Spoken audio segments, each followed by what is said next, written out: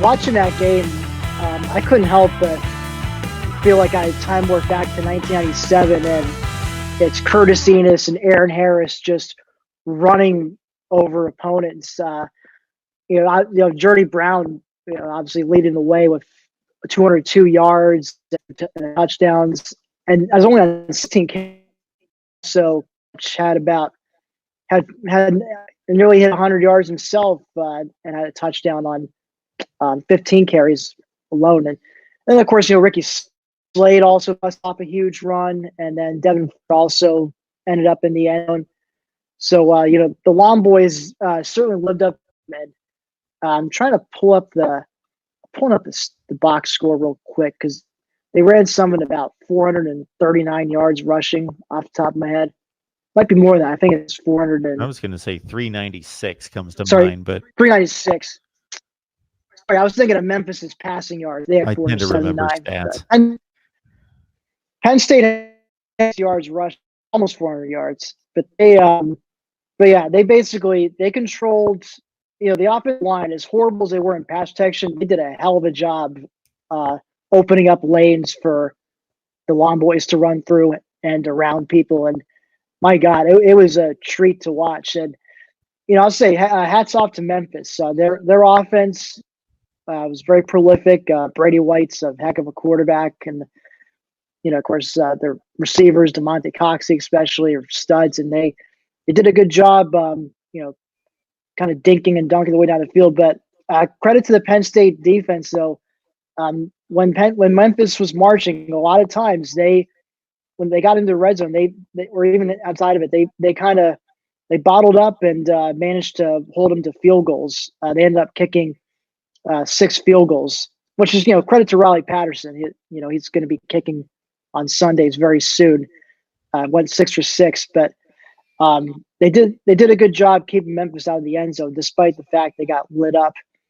But every time Memphis would score, though, I kept thinking to myself, all right, well, time for the offense to go back and just run the ball down their throats again and get a touchdown and keep them at bay. And that's sure enough what they did. So it was I think I remember saying when we previewed this show, if you're a fan of college football and like games with lots of points, this would be the game to watch. And sure enough, I was right.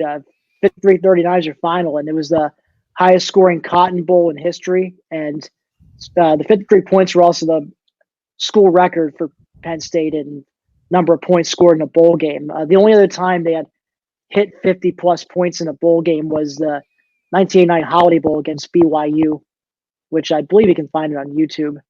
Also a classic. Yeah, that was in the 41-39 range, something like that. 50 to 30. 50 yeah, there was a late touchdown. I think there was like a scoop and score late. It was, I forget the guy's name, but they sacked Ty Detmer, and then Detmer fumbled, and somebody scooped it up and scored. Like, it was a final minute. I think BYU was driving down the field for the winning touchdown. Oh, yeah, so, I was watching. Dramatic finish. Yes. Talking Penn State football, we get Tim Aiden on the line from SB Nation. Kind of ironic following a 53-point effort in a bowl game that we're talking offensive line coach change and offensive coordinator because of Ricky Ronnie moving on. Indeed. Well, obviously, Ronnie, it's kind of old news. I think I mentioned the previous show, but since the last recorded, they've hired Kirk Ciarrocca, the former Minnesota offensive coordinator. And, as you are probably well aware, Minnesota had a pretty prolific offense this year, and Ciarrocca was the mastermind behind that. It's exciting for us as fans to you see what he did at Minnesota, and he seemed to utilize the talent seemed to get the most out of the talent they had there, and he has a tendency to stick with what works. He doesn't try to get cute with the play call, like get creative just for the sake of trying to be creative. Like, if something's working, like if you're pounding the ball down their throats, you're just going to keep running the damn ball. If you're crushing them through the air, if you're killing them with slant passes and out patterns and whatnot, you keep going to that. You keep going to that until they can prove they can stop it. So and that's something we seem to lack with at times with Ronnie calling the shots. He seemed at times to go away from what worked just for the sake of trying something else, trying to, be different, be creative, I guess. So we're excited to see what Ciarrocca does. Another thing I've noticed, some people on message boards have pointed this out, but Minnesota had one of the fewest 3-and-outs in the country this year, and I have a feeling that's probably something that really stuck out to Franklin, because I just remember watching the HBO 24/7 special on Penn State, and of course, they mic up the coaches, and against Purdue, it was against Purdue in their homecoming, and there's a stretch they lit them up early, but then they had a whole string of 3-and-outs and didn't score until late in the fourth quarter, and at some point the mics pick up Franklin, using some colorful language to describe another 3-and-out. So I'm thinking that had something to do with it, but also Kirk Ciarrocca is a Pennsylvania native. He grew up a Penn State fan, so this is a homecoming for him. And he's also a guy. He's in his 50s, and he's not some guy who's necessarily looking, to jump to some head coaching position. Now, of course, Ricky Ronnie wasn't looking to jump to a head coaching position either, but Old Dominion came knocking. So obviously, never say never. But he doesn't seem like a guy who's going to be there for maybe 2 years and then get scooped up by by some Power 5 program or Group 5 program for a head coaching gig. So we're hoping we have some kind of stability now with when it comes to the offensive coordinator. And the other hire, which you alluded to, the offensive line. So Matt Limegrover was let go shortly after the Cotton Bowl, and in comes Phil Troutwine, formerly of Boston College. He's 33 years old, as a rising star in the coaching ranks. He's a former Florida Gator offensive lineman who played a few years in the NFL, so he brings that pedigree with him. And he's a New Jersey native, so I know Penn State's they're trying to gain back some traction in Jersey recruiting. So I'm sure that's something Franklin had in mind when he brought him in. But you got some. When it comes to the play calling, you've got an older, steady hand who's got his share of experience and success in other places, and then you got a young up and comer coaching up the O line. And hopefully we'll see improvements, at least more consistency when it comes to pass protection, run blocking, and just overall development of the offensive line. It's not to say Limegrover was bad, but it just felt that the line just didn't reach its full potential, like just based on the talent they've been recruiting. And it's not like this is a bunch of reaches. A lot of these kids are former either high 3-stars or 4-star kids. And with Penn State from the mix for a pair of 5-star offensive linemen in Landon Tangwall and Nolan Rucci for the 2021 class, this seemed like a pretty important hire. It looks like so far Franklin's nailed it on both ends. Yeah, and the 3-and-out stat is important on two fronts. People may say, okay, what's the difference between going 3-and-out and then picking up a few first downs? If you don't score, you don't score. But number one, you keep the defense off the field, and you keep them fresh. Number two, field position. You start out at the 25-yard line and you go 3-and-out, and you're punting. Good field position for the opposition, as opposed to gaining a couple first downs. You get out near midfield, you punt them into a difficult field position, and that starts to wear on an offense and field position. Still, in today's game, it's not as important as it was 10 or 15 years ago, but still extremely important in regards to the chess match that's college football. Got Tim Aiden on the line, SB Nation, Black Shoe Diaries, and a host of players moving on to the next level, whether by their decision to go early or having graduation status. So the headline name is, of course, the announcement this week of KJ Hamler one of the more electric players in college football, moving on to the next level and making that decision. So let's start right there with the wide receiver position. Your thoughts about Hamler, what he brought to the table, which was pretty obvious. The guy was a game changer, and what the wide receiver position looks like right now, because it seemed to be him and Freiermuth, and then a lot of question marks this past season. So Hamler came onto the scene right after Saquon Barkley went to the NFL, and he, his redshirt freshman year in 2018, he made himself known from the first game against App State, when he made what appeared to be an ill-advised decision to bring a kickoff deep out of his own end zone, and ended up returning it to about midfield. Now, this was just at the scene. App State had just put on a ridiculous rally to come from 2 touchdowns behind to take a 38-31 lead with about a minute or so left in the game. And Hamler just takes his kickoff out to midfield, and then that same drive, Trace McSorley finds Hamler over the middle into the end zone for a touchdown, which ultimately sent the game to overtime. And from there on, he made plenty of highlight reel worthy plays.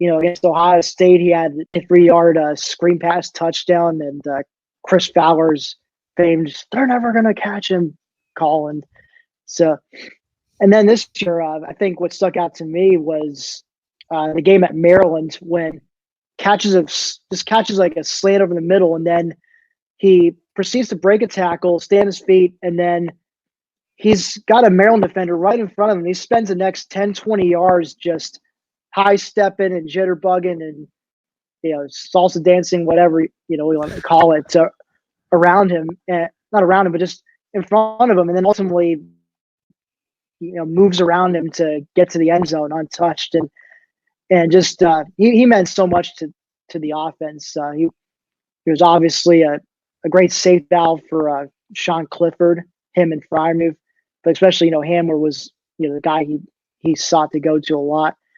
And he's definitely going to be missed. I wish he would come back for one more go around. Because I'm pretty bullish about 2020. Even without Hamler coming back, I'm still bullish. But I'd be through the roof bullish if KJ were coming back. I'd like to see how he would fare with Kirk Ciarrocca calling the shots now in Happy Valley. But best of luck to the kid. Definitely missed. As far as what it means for receiver depth, so there's definitely going to need some people are going to need to step up, because right now the only proven guy coming back is Jahan Dotson. So, and of course we know Justin Shorter in the transfer portal and doesn't appear to be coming back. And so, you got guys like Daniel George, Cam Sullivan-Brown, Matt Hippenhammer. You figured one of those guys was going to need to step up. And then you're also looking at hopefully one of the redshirt freshmen, John Dunmore, TJ Jones, maybe makes some strides and, ends up getting on that 2 deep. And I think I would look towards 1 or 2 of the incoming freshmen to have a shot at being an immediate impact guy. My sights are set on Parker Washington and Keandre Lambert, especially, both pair of 4-star receivers. So it's going to be it's certainly going to be an interesting offseason as far as figuring out who's going to step up in the receiving core. And that's going to be the big question mark offensively, from now until September, when the full slate of games start again. But otherwise, the rest of the offense, if they figure out the receiver issue, I feel like the rest of the offense, I like what's coming back. You got 4 of the 5 starting offensive linemen returning. You got Pat Freiermuth coming back at tight end, and you got a pair of strong guys behind him on the bench there. And of course, the running backs, Journey Brown, Noah Kane, Ricky Slade, Devin Ford. And I didn't even mention, incoming recruits, Keziah Holmes and Kevon Lee, a pair of blue chippers out of Florida. Sean Clifford. Now, obviously, he kind of peaked probably about mid-season. Still had a pretty good year, and I definitely feel like there's some untapped potential in there. And hopefully, Kirk Ciarrocca is able to have him take that next step. Maybe not quite. I mean, I guess it's silly to expect anyone to take a Joe Burrow type leap, but you hope can be have a pseudo Burrow type of leap in 2020. So overall, I'm still pretty optimistic, but they can get that receiver question figured out. I'll be even more optimistic. Now, Tim, I don't know Justin Shorter's specific situation, but on the surface, I just don't understand the decision that these kids are making these days, and he's not the only one. Okay, he's a very talented wide receiver. He was like a near 5-star coming out of high school, correct? He was a huge recruit. So now the best wide receiver on the field is gone, KJ Hamler. It's not like they have a bevy of proven wide receivers. This isn't Ohio State, LSU, Clemson, Alabama, where they've got like 3 or 4 guys headed to the NFL, and they're just stocked with guys that have proven. They're stocked with a lot of talent, but in terms of it's wide open for him to take a spot. As you mentioned, Jahan Dotson would be the only guy with 27 catches last year that has any level of productivity. You would think that the field is wide open for him to step in, prove himself, and gain a starting spot, but here he's leaving. It just doesn't make any sense to me. Again, there might be a specific case for him, but I see this over and over now. My understanding of Shorter is his family. I think his family had a lot to do with his decision. I don't think they were happy with his usage and how he didn't seem to be getting targeted much. And it was a little strange that he left like shortly after what was probably his best performance against Ohio State. He had a few big catches. Then like, okay, well maybe he's starting to come along a bit. He didn't have the year we were all hoping for, but maybe this can be a springboard into next year. But then we're thinking maybe he'll break out against Rutgers, against a opponent that's mailed it in for the year. But he left before that. He entered the portal the week of the Rutgers game, and so apparently he took a visit to Florida. It seems from what people are pointing out from his social media. So that may be a potential destination for him. But we don't know. I at this point, I'd be pleasantly shocked if he comes back. But it sounds like family had something to do with it. I mean, the family was part of his decision making. I don't know what he himself was thinking. Obviously, he couldn't have been happy with the way things are going, or he wouldn't have even entered the portal to begin with. But it's unfortunate. But there's also, definitely. There are things he needs to improve. And I think I keep thinking back to the Minnesota game, the opening drive when Sean Clifford's going home run ball and it gets intercepted by Short 6'4". And then Antoine Winfield Jr. is like 5'9", 5'10". Winfield Jr. ends up he doesn't even have to leap. He just makes an interception. Short didn't even try to make a play on the ball. Didn't try to at least, act as a defensive back and knock it away if he couldn't make the catch. So, it's things like that. If he doesn't, if he doesn't improve in those areas, I don't see how going to Florida or any other school is gonna make him suddenly better. At some point, it's up to the player themselves to actually do something out there. Talking Penn State football, we got Tim Aiden on the line from SB Nation's Black Shoe Diaries. This is our off-season report, the first of many, I'm sure, especially before we hit spring practice. So this is obviously the influx of all sorts of players, obviously from the 2020 class in, but the loss of personnel across the board. And it was at this point last season, Tim, we were talking about, wow, this Penn State defense is going to be something else. They've got a ton of talent, experience, young experience, and they pretty much fulfilled expectations. They got hit with a number of big plays. That was kind of the bugaboo throughout the year, but statistically one of the top units, not just in the Big Ten, but in the nation. But I'm looking at the talent that's leaving this unit, starting off the top from Yetur Gross-Matos, who's going to be most likely the first selection from Penn State at the NFL draft with 20 tackles for loss. On down the road, I'm not going to go through the personnel because you certainly can, but the 2 cornerbacks, Garrett Taylor at safety, Cam Brown at linebacker, just a ton of guys that you're losing. And you're obviously familiar with those guys that are going to be most likely in place to take their spots. he's the draft pick. I've seen him. Some mock drafts have had him going as high as Hey, like Tim, real mid to late quick, can you round. just Yeah. can you just start that over because I lost you as soon as you started your Oh, answer. okay, yeah. So just start over. So it's just start with Yeah, at the end of my question. yeah. So yeah, the mock drafts of Vitor have him going as high as mid to late first round. So understandable, and this is a guy we knew was going to be leaving early back in the middle of 2018 season. That's how good he was. So it's no surprise to see him go. The guy starting beside him on defensive end, Shaka Tony, we're still waiting to hear on. He's up in the air as far as whether he can come back. He's a redshirt junior, so he got one more year of eligibility. So we don't know yet what he's doing. And also, strong safety Lamont Wade. He's got one more year of eligibility, and it sounds as if he's leaning towards coming back, but he hasn't made an official announcement either way. So those are the two guys we're waiting to confirm. Obviously, they both come back. In addition to the fact that cornerback Tariq Castro Fields recently announced that he's returning for his senior season, it would definitely be a good thing for the defense. As far as the line, though, they are losing a couple guys. Of course, in addition to Gross-Matos, there's Robert Windsor.